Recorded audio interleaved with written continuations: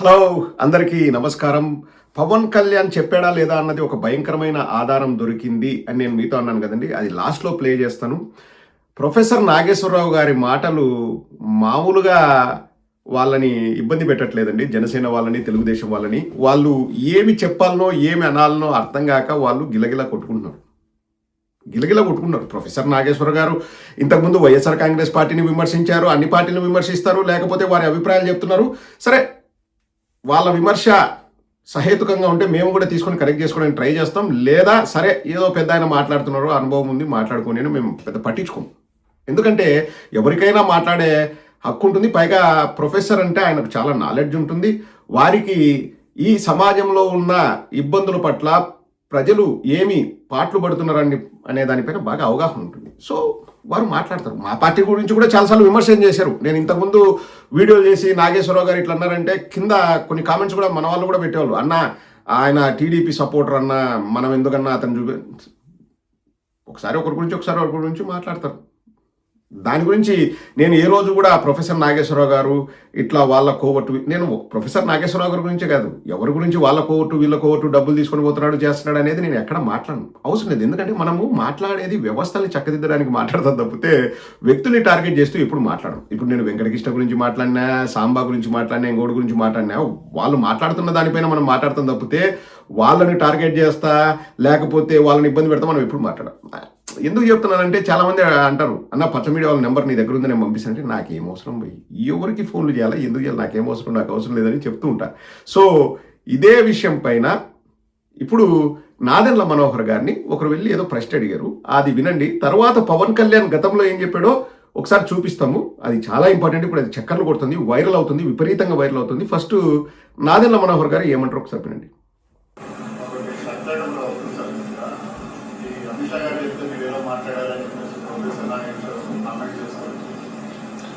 అంటే ప్రొఫెసర్ నాగేశ్వరరావు గారి పైన నాకు చాలా గౌరవం ఉందండి. అంటే నేను సభాపతిగా ఉన్నప్పుడు ఆయన శాసన మండలి సభ్యులుగా ఉన్నారు, చాలా సీనియర్ ఆయన. ఎందుకు ఆ విధంగా మాట్లాడారో మన నాకు తెలియదు, ఎవరు మాట్లాడారో కూడా తెలియదు. అది పూర్తిగా అవాస్తవం. అది దయచేసి ఆయన ఉపసంహరించుకోవాలి. అది కరెక్ట్ కదా ఇన్ఫర్మేషన్. ఎందుకంటే జనసేన పార్టీ ఎప్పుడు కూడా ఆంధ్రప్రదేశ్ రాష్ట్ర ప్రజలు బాగుండాలి, ఎన్డీఏ కూటమిలో మా బాధ్యత, కూటమి మరింత బలోపేతం అవ్వాలని పవన్ కళ్యాణ్ గారు ఎప్పుడు కూడా అహర్నిశలు కృషి చేస్తూ ఉంటారు. ఇతర పార్టీల గురించి మేము వెళ్ళి చర్చించాల్సిన అవసరం అసలు లేదు. ఆ సంభాషణ అసలు ఏనాడు కూడా జరగలేదు. అది చాలా పొరపాటు. అది నాగేశ్వరరావు డెఫినెట్ గా విత్డ్రా చేసుకోవాలని భావిస్తాను. నాదెండ్ల మనోహర్ గారికి ప్రొఫెసర్ నాగేశ్వర్ గారు అంటే చాలా గౌరవం అంట. వారు అలా ఎందుకు మాట్లాడారో మాకు తెలియదు. అసలు మేము చర్చించలేదు, మేము వెళ్ళి అమిత్ షా గారితో చర్చించలేదు, మా కోర్ కమిటీలో చర్చించలేదు, అతను ఉపసంహరించుకుంటే బాగుంటుంది అన్నారు. సో నేను కూడా ఇక్కడ వాస్తవంగా చెప్తున్నాను అండి, ఏ రోజు కూడా నేను నాదెండ్ల కుటుంబాన్ని నేను ఏ రోజు విమర్శించింది లేదు. ఎందుకంటే నాదెండ్ల మనోహర్ గారంటే నాకు అత్యంత గౌరవభావం. ఇంకా వారి తండ్రి గారైన నాదెండ్ల భాస్కరరావు గారంటే నాకు ఇంకా ఇంకా ఇంకా చాలా ఎక్కువ గౌరవభావం. నేను నాదెండ్ల భాస్కరరావు గారు పరమపదించినప్పుడు నేను కూడా సంతాపం వ్యక్తం చేశాను. జెన్యున్గా నేను ఫీల్ అయ్యాను. ఒక మాజీ ముఖ్యమంత్రిగా ఆయన రాష్ట్రానికి సేవలు అందించారు. సో వారి మరణం తీరని లోటు రాష్ట్రానికి అని చెప్పేసి నేను కూడా సంతాపం తెలియజేశాను. నాకు నాదెండ్ల భాస్కరరావు గారు అంటే కూడా చాలా గౌరవం. ఇప్పుడు నాదెండ్ల మనోహర్ గారిని ఒకటే అడుగుతున్నాను, మీ తండ్రి గారు రామారావు గారి గురించి అలాగే చంద్రబాబు నాయుడు గారి గురించి చెప్పినవన్నీ అబద్ధాలా నిజాలా? ఆయన ఎలా ఎందుకు మాట్లాడారో నాకు తెలియదు. వారు కూడా వారి మాటల్ని ఉపసంహరించుకోవాలని చెప్పేసి మీరు చెప్తారా? మీ తండ్రి గారు గతంలో మాట్లాడిన మాటలు మీరు వాటిని ఖండిస్తారా? సరే, మీరు అనలేదు అంటున్నారు కాబట్టి ఇంక మళ్ళీ దాన్ని లాగాల్సిన అవసరం లేదు. ఇంక మీరు అనలేదు అంటే అనలేదని అనుకుందాం.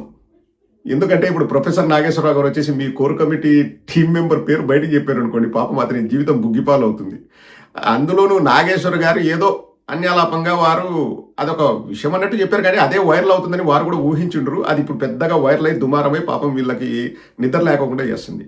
గతంలో పవన్ కళ్యాణ్ ఏమన్నాడు అన్నది ద మోస్ట్ ఇంపార్టెంట్ అండి. అదే ఇప్పుడు ప్లే చేస్తాను. దాన్ని బట్టి మీ ఊహకే వదిలేస్తాను. పవన్ కళ్యాణ్ అమిత్ షా గారిని అడిగింటారా లేదన్నది మీ ఊహకే వదిలేస్తాను. ఒకసారి పవన్ కళ్యాణ్ గారు గతంలో ఏం మాట్లాడారో వినండి. జగన్ నీకు ఒక రోజు చెప్తున్నా, కేంద్రం చేత నేను ఆటలు ఆడించకపోతే అడుగు ఒక రోజు. జగన్ నీకు ఒక రోజు చెప్తున్నా, కేంద్రం చేత నేను ఆటలు ఆడించకపోతే అడుగు ఒక రోజు. జగన్ నీకు ఒక రోజు చెప్తున్నా, కేంద్రం చేత నేను ఆటలు ఆడించకపోతే అడుగు ఒక రోజు. జగన్ నీకు ఒక రోజు చెప్తున్నా, కేంద్రం చేత నేను ఆటలు ఆడించకపోతే అడుగు ఒక అది పవన్ కళ్యాణ్ గారి మనస్తత్వం. కేంద్రం చేత నిన్ను ఒక ఆట ఆడించకపోతే చూసుకో, నా కథ చెప్తాను, నా తడాక చూపిస్తాను అని చెప్పేసి బహిరంగ మీటింగ్లో చెప్పిన మాటలు.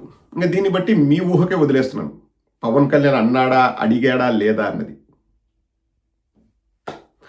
సో నాదెండ్ల మనోహర్ గారు, మీరు ఖండించారనే నేను కూడా చెప్పాను. నేను ఎక్కడ కూడా మీరు ఒప్పుకున్నారని చెప్పట్లేదు. Point to be noted.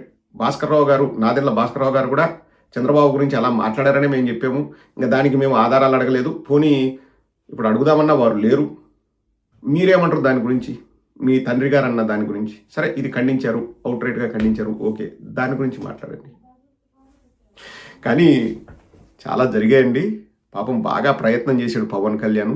ఆ విషయం అయితే తెలుసు. ఏం ప్రయత్నాలు చేశాడన్నది 4 గోడల మధ్య చేసిండ్రు కాబట్టి వస్తాయి. అవి కూడా అన్నీ బయటకు వస్తాయి. ఇప్పుడు ప్రొఫెసర్ నాగేశ్వర్ గారి నోటి నుంచి వచ్చినట్లు అన్నీ కూడా తొందరలోనే బయటకు వస్తాయి.